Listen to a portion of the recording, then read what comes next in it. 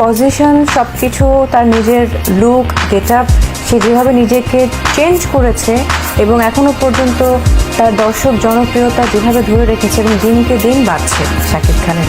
ও no ভাই রে ভাই, সাকিব খানের বরবাদ সিনেমাটি দেখার পর নায়িকা পূর্ণিমা সহ আরও বাংলাদেশের জনপ্রিয় কয়েকটি নায়িকা এইসব কি মন্তব্য করলো সাকিব খান বরবাদ সম্পর্কে। অবশ্যই সাকিব খানের ছবি বরবাদটাকেই আমি ফার্স্ট প্রায়োরিটি দিচ্ছি। সাকিব খান কেন বাংলাদেশের নায়িকা নিয়ে কাজ করছে না, এটা তো সাকিব খান ভালো বলতে পারবে, আমি কিভাবে বলবো?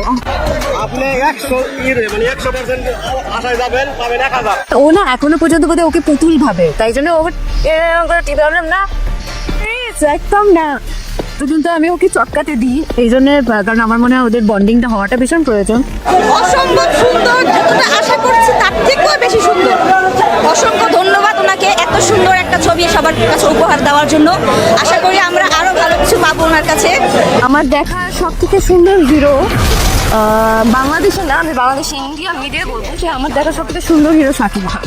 সে আসলে মানে 3D স্ক্রিনে তাকে যেরকম লাগে, যারা পাবলিক দেখে, সে সামনাসামনি আমি তাকে যখন প্রথমবার দেখেছিলাম, সে এত সুন্দর আমি নিজেই দেখে তারপর ক্রাশ খেয়ে গেছিলাম যে ও মাই গড, একটা হিরো এত সুন্দর হতে পারে, সে এতটাই সুন্দর।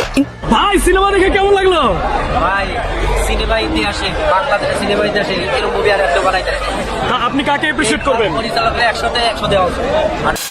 ভাই সাব, আপনি যদি বরবাদ দেখে থাকেন তাহলে বরবাদ নিয়ে তো অবশ্যই একটি কমেন্ট করে যাবেন, এবং আপনি যদি বরবাদ দেখতে কতটা আগ্রহী সেটাও কমেন্ট করে জানিয়ে দেবেন, এবং সকল প্রকার আপডেট ভিডিও সবার আগে জানতে চ্যানেলটিকে সাবস্ক্রাইব করে সাথে থাকুন।